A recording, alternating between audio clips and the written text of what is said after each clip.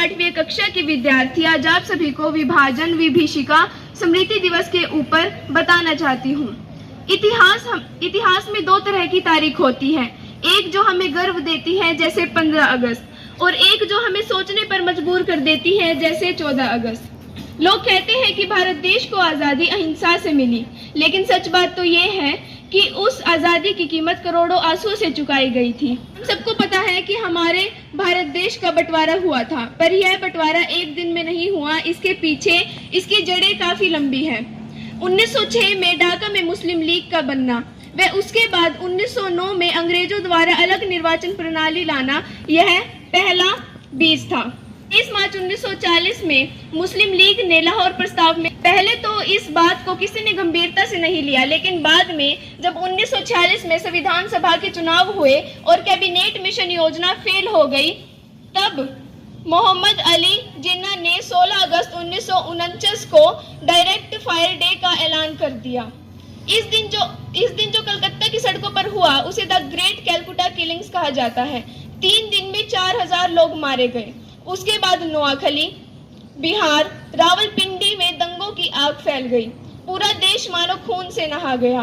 फरवरी 1947 में अंग्रेजों ने कहा कि हम जून 1948 तक भारत छोड़ देंगे, लेकिन माउंटबेटन ने कहा कि इतना इंतजार नहीं कर सकते, अगस्त 1947 में ही सत्ता सौंपनी होगी।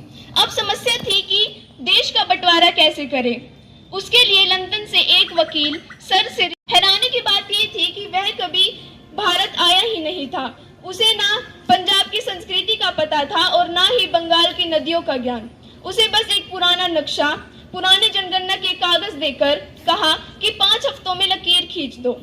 उसने जो लकीर खींची उसे ही रेड क्लिफ लाइन कहा जाता है। उस एक लाइन ने किसान के एक खेत को 2 देशों में बांट दिया। उस एक लाइन ने माँ के 2 बेटों को अलग अलग कर दिया। 14 अगस्त को पाकिस्तान बना व 15 अगस्त को भारत आजाद हुआ, लेकिन 17 अगस्त तक लोगों को यह पता ही नहीं था कि हमारा घर कौन से देश में है, क्योंकि नक्शा 17 अगस्त को छपा था।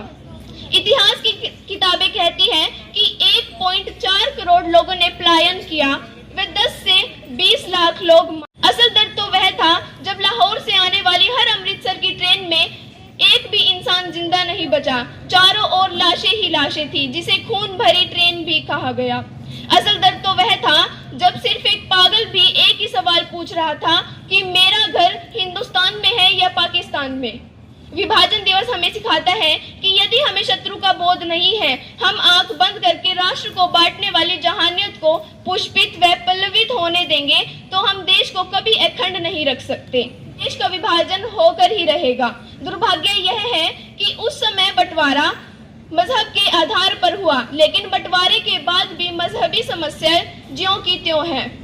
सरकार ने इसे स्मृति दिवस इसलिए बनाया ताकि हम उन हजारों लाखों अनजान लोगों को श्रद्धांजलि दे सके जिनकी कोई समाधि भी नहीं है, और यह प्रण ले सके कि हम आज के बाद कभी भी भारत को बंटने नहीं देंगे।